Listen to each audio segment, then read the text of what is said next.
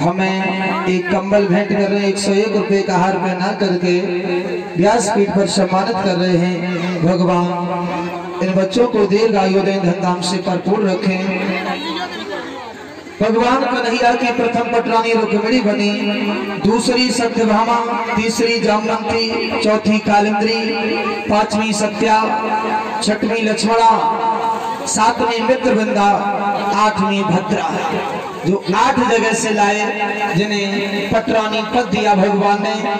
और 16,100 रानी बनी जो एक जगह से लेके आए। परीक्षित ने पूछा, भगवान 8 पटरानी बनी 8 जगह से लाए, अब 16,000 कहाँ ताले में बंद मिल गई? सो ताला खोल के निकाल लाए। श्री सुखदेव ने कहा, राजन पृथ्वी से एक भामासुर नाम का पुत्र हुआ था, जिसका दूसरा नाम नरकासुर भी है। वो बड़ा शक्तिशाली था, जो ज्योतिषपुर में 7 फाटक भीतर निवास करता था। उसने राजा महाराजाओं की लड़कियों को कैद कर रखा था और उसने संकल्प किया था कि जिस दिन 20,000 हो जाएंगी तब सबके साथ में मैं विवाह करूंगा और सबकी इज्जत से रंगोलियां मनाऊंगा। इन लड़कियों ने रो रो करके भगवान को पुकारा, तो भगवान सत्यभामा को साथ में लेकर के गए और 7 फाटक भीतर जाकर के भामासुर का वध किया और उन लड़कियों को कैद से मुक्त कर दिया और उसके पुत्र भगदंत को वहां का राजा बनाया।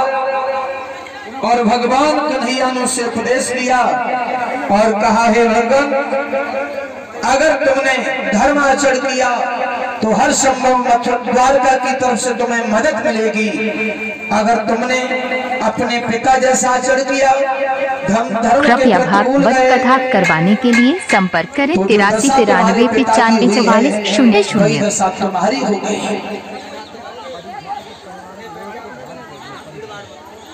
हाँ, एक सूचना है, हमारे जो परीक्षित महोदय हैं राम अवतार जी, इनके जितने भी परिवार के सदस्य हैं वो सभी आ जाएं भात पहनने के लिए, ऐसी सूचना है हमारे चाचा जी की तरफ से।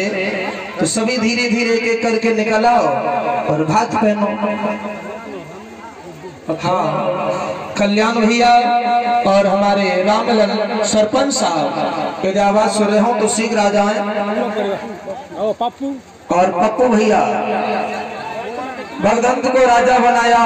जब इन लड़कियों को भगवान ने बंधन मुक्त कर दिया तो कन्हैया जब द्वारका के लिए चले तो ये सब लड़कियां कन्हैया के पीछे पीछे चलने लगी। रोशनी बहन जिन्होंने कलश भरा है वो शीघ्र पंडाल में आ जाए।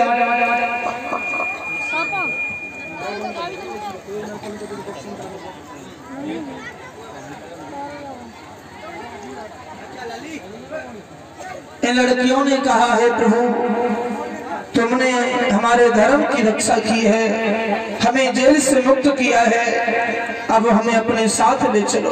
भगवान ने कहा, तुम अपने अपने घर जाओ। तो लड़कियों ने कहा, प्रभु, हम अगर अपने अपने घर चली भी जाएं, हम मानती हमारे माता पिता हमें पहचान लेंगे, लेकिन ये समाज हमें नहीं जीने देगा। और ये हमारी बहन बेटियों का दुर्भाग्य है कि अगर एक रात कहीं रुक जाए किसी परिस्थिति के कारण तो समाज में तूफान खड़ा हो जाता है और हमारा बेटा चाहे दोनों रात कहीं रहे उसके लिए कोई कुछ नहीं कहेगा। तो उन्होंने कहा कि हमें ये समाज जीने नहीं देगा, आपने हमारी इज्जत बचाई है, धर्म की रक्षा की है, तो हमें अपनी पत्नी के रूप में स्वीकार कर लो। भगवान कन्हैया के साथ द्वारका में आई। भगवान ने सबके साथ में एक ही दिन में, एक ही लगन में, एक ही मुहूर्त में और एक ही मंडप पर 7 भामरे डाल करके उन्हें रानी पद दिया।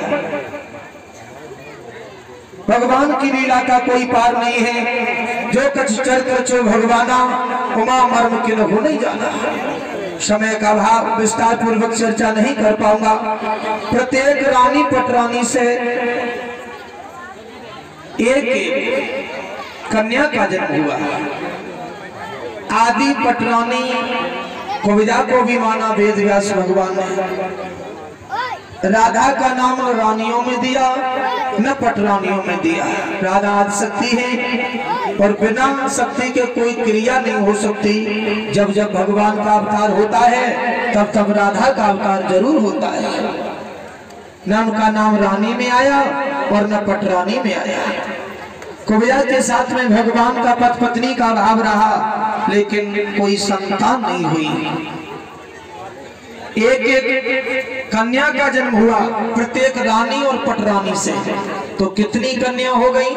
जितनी माँ है उतनी बेटियां हो गई। 16,108 10 पुत्रों का जन्म हुआ, प्रत्येक रानी पटरानी से।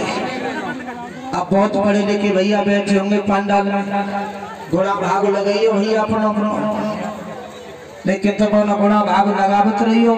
जैसे वेद व्यास भगवान ने लिखा है श्रीमद् भागवत में, वैसे हम बताएं देते हैं। भगवान कन्हैया के पुत्र हो गए 1,61,080। बहुत बड़ा परिवार हो गया भगवान कन्हैया का। अब जा गली में भगवान कन्हैया के छोरी छोरा निकल जाए, भाई रोड होंडप हो जाए, बंद हो जाए। अब जी मत सोचिए माता बहनों कैसे ही घूमत होंगे जैसे या लोकलपुर में घूम रहे। हाँ, अबे कोई चिंता ना हमारी माता बहनों को, हमारे पुलिस साहब का था पंडाल में कैसे जा रहे हैं।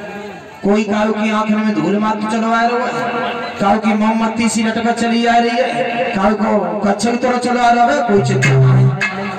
जबकि माता निर्माता भगत